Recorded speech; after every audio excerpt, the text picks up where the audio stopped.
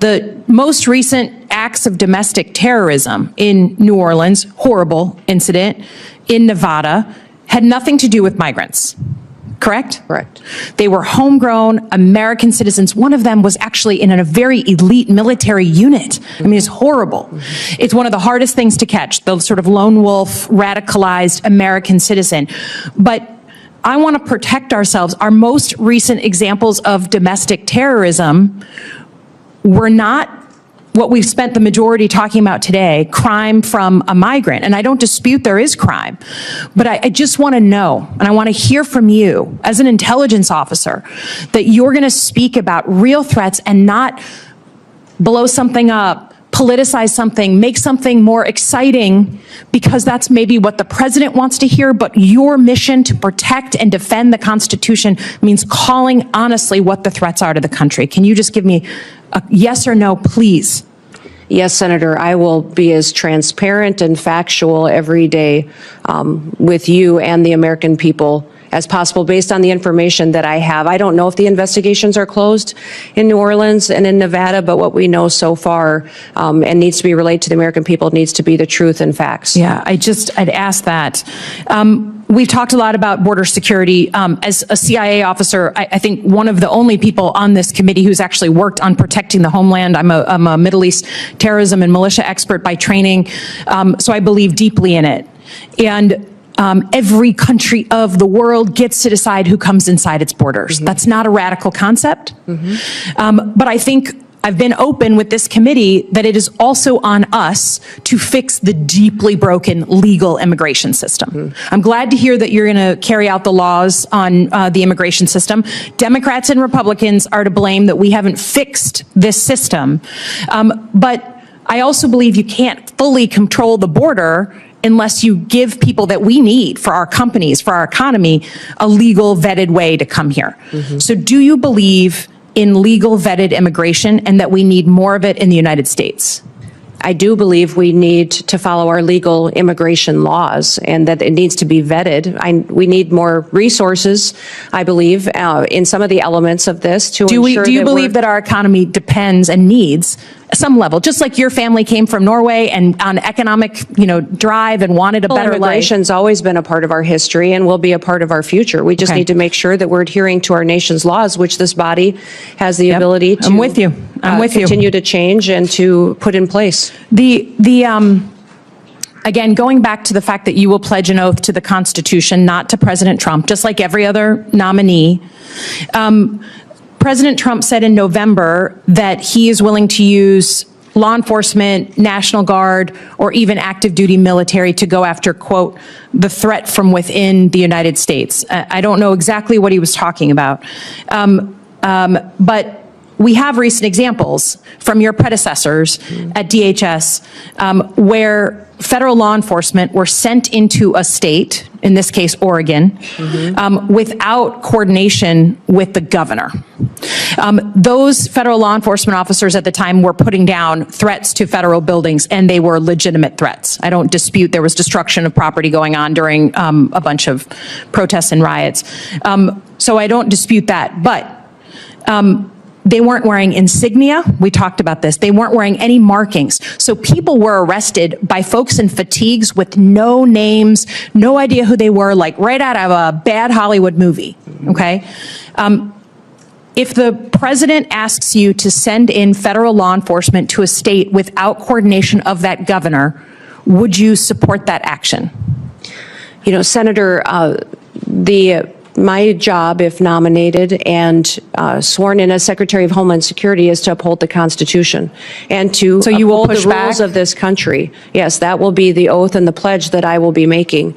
And my goal also is to work with you to ensure that we have situations that are always appropriate, that we are well defined. I just need to know, you're a former governor. You can imagine that if Joe Biden sent in 700 federal law enforcement under Secretary Mayorkas without coordinating with you, I think we can agree you'd be a little upset. So I just ask that you give the same respect for coordination, and that we are very sensitive. People are worried about politicizing of law enforcement and the uniformed military. That's a bad thing. I hope we can agree. Lastly, I will just say, Look forward to looking at the northern border, the Gordie Howe Bridge, your help staffing that. We know you aren't, right now, across many administrations, we haven't met our staffing goals at DHS, and that's a problem, so we really want to make sure that opens on time. But I also want your assurances, you received FEMA assistance from Joe Biden's administration, right? You had historic floods, you asked and requested of the administration, and you were given millions of dollars to help with that. I understand you don't like Gavin Newsom, but can you say in front of the American people that you will open the books to this committee, who does have oversight over FEMA, right? That you will open the books in a bipartisan way to ensure, whether it's North Carolina or California or anywhere in between, that the American people can know that you are not playing politics with disaster assistance? Yes, Senator, I'll work with you and this committee to make sure I'm following the federal law and ensuring that you have information and transparency from us and from DHS and FEMA. What we just saw in that exchange between Elissa Slotkin and Kristi Noem goes far beyond the surface of a Senate confirmation hearing. This wasn't just a clash of personalities, and it wasn't simply about partisanship. It was about whether the person nominated to oversee Homeland Security can put the Constitution and the American people above politics, or whether she will bend and twist her role to serve a political agenda. Slotkin entered that room not as a typical senator asking questions for the cameras, but as someone with real-world experience that most lawmakers will never have. She's a former CIA officer who joined after 9/11, someone who spent years working in the Middle East, someone who knows firsthand the difference between real threats and manufactured ones. That background matters because it meant her questions weren't coming from a place of partisanship. They were grounded in a career of protecting this country.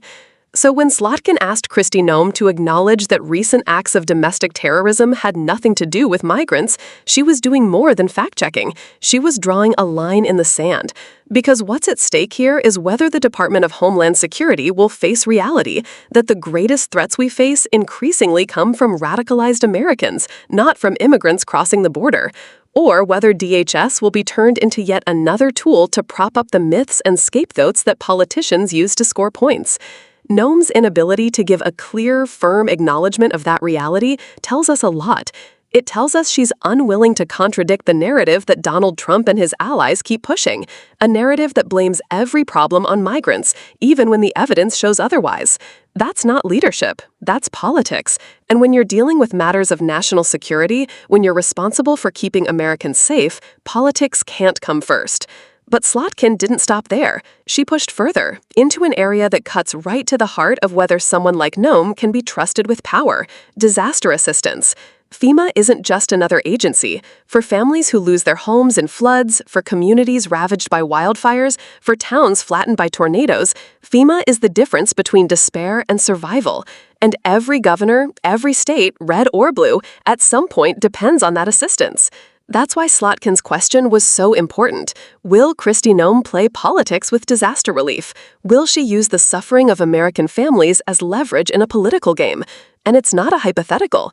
Noem herself has asked for and received FEMA aid, millions of dollars under the Biden administration after devastating floods in South Dakota. She didn't complain then about the federal government stepping in. She didn't question whether FEMA should be apolitical. She gladly accepted that aid because her state needed it. Yet in this hearing, when pressed to commit in front of the American people that she would not manipulate FEMA funds, that she would treat disaster relief with fairness and transparency, her answer was evasive. She couldn't give a clear pledge.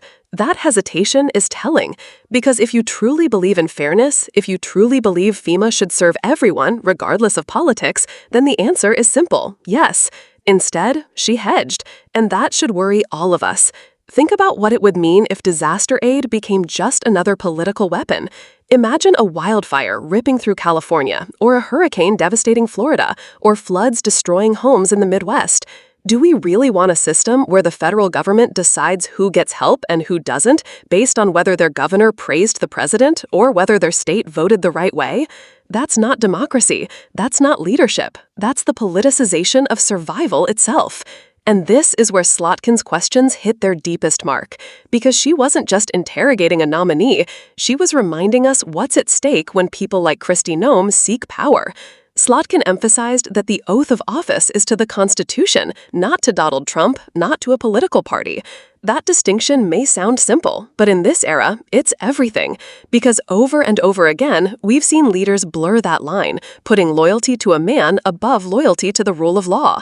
Noem's performance in this hearing showed us exactly where she stands, and it wasn't on the side of clear truth or constitutional duty. It was on the side of hedging, evading, and keeping the door open to politicization. That should set off alarm bells for every American, regardless of political affiliation. Because at the end of the day, this isn't about Democrat versus Republican. It's about whether we can trust the people in charge of our safety and our survival to tell us the truth, to protect us without bias, and to put the country above politics. Kristi Noem failed that test. And Elissa Slotkin, with her steady, fact-based questioning, made that failure clear for all of us to see. And here's the bigger lesson. Hearings like this matter. They're not just political theater.